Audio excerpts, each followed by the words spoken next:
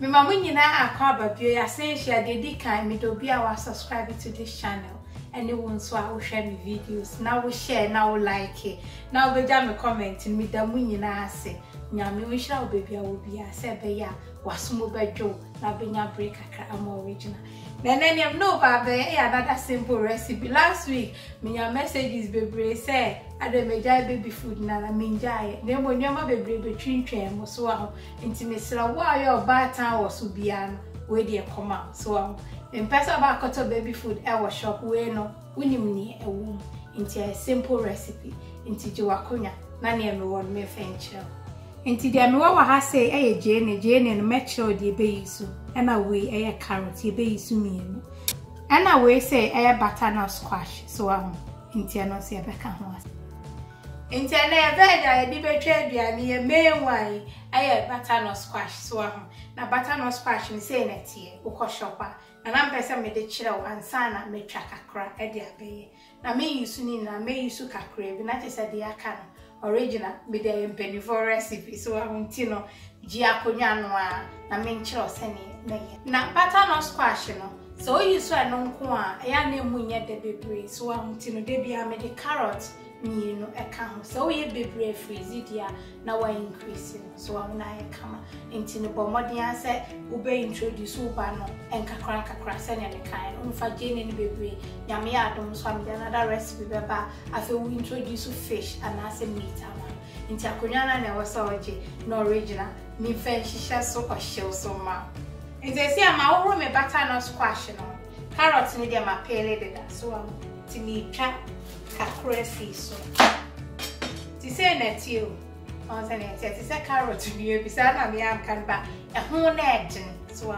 na aha no twa ko mo seeds e wo nti na no so na fi bi twa mo ni nya na edin ko wai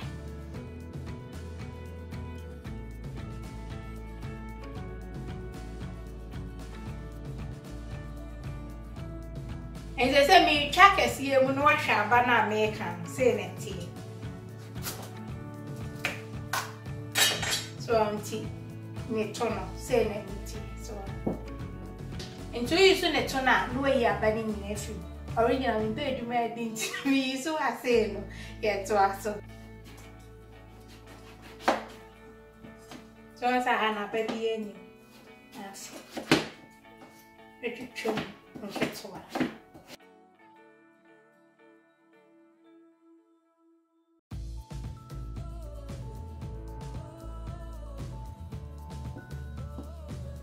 me carrot men so na me twitwa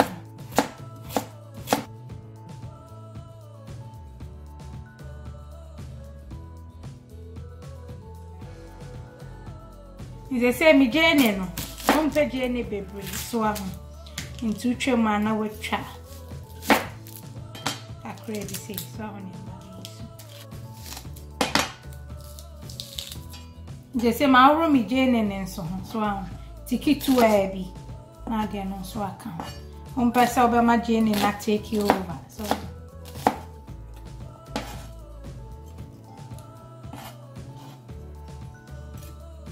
here we are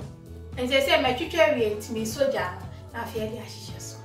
and they say ma so mi jano ma du nsi egu so no alo ni bra wo pese enoa na ye mre ntimi enoa ama na ye mre na afi yedi nkomo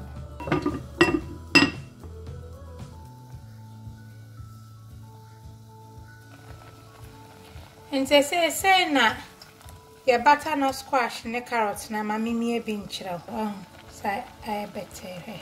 don't say nti abene ti ma mfa nchi bi anka nti mfa nchi ni bia enka nti metue na afi ya puri and the sansa na me blending wa ho me ma one tip insuo na wo ho no mimi isu 650 ml na wa sakra free now jene ni bedia say be ya nie afa na audition na sene dia oba me mo aye rani kakra na nie onu adidi na sese na nu ate no na wa memu api so na ika nti juice ni bi ni di si wa na fa ya blend and they say baby I made you no bet me use blender so mimi use hand blender to me blending a fair cheers.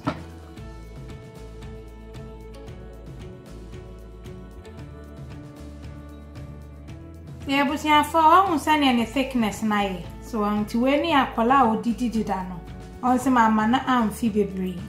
Enti afe na wo hwa na se de a ne obe ne se utibi. So take a kregu ma. Na afe o de ehunsuo ne kakra aka ho. So na just one mixing it to consistency a ope unsa akwala no ne o hye aduane ase ne de ya ne modru sa untumi.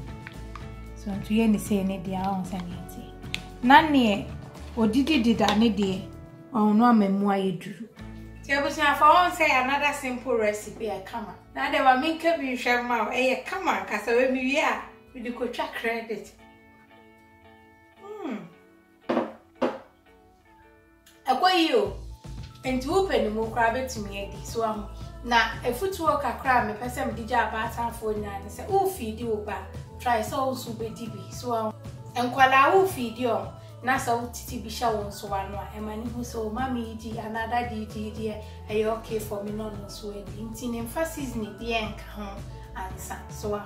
na fa adwono na de gu o freezer containers mo na o freeze ya bomodian se wo yiba abonten e yes a odi sha wo fridge ama thaw yes obi be ka se defrosting na wo defrost akwala aduane wi a emfa nkosha back to the freezer and no de enye if you open mo kra no menye nisa ti bomodian se so ya big batch dia wo freeze ya na wo ada mealsa wo yiba abonten na nim search na be yiswa na kire se wo yusu ye na na no an wo wo me nso no wani ni nyina akra ma ne ha what to so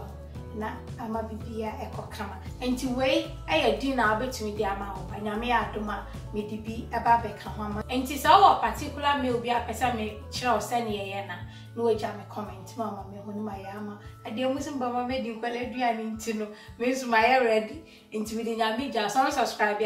to the channel if you say minim say di so bad we ni beje ho I love you, God bless. Mwah.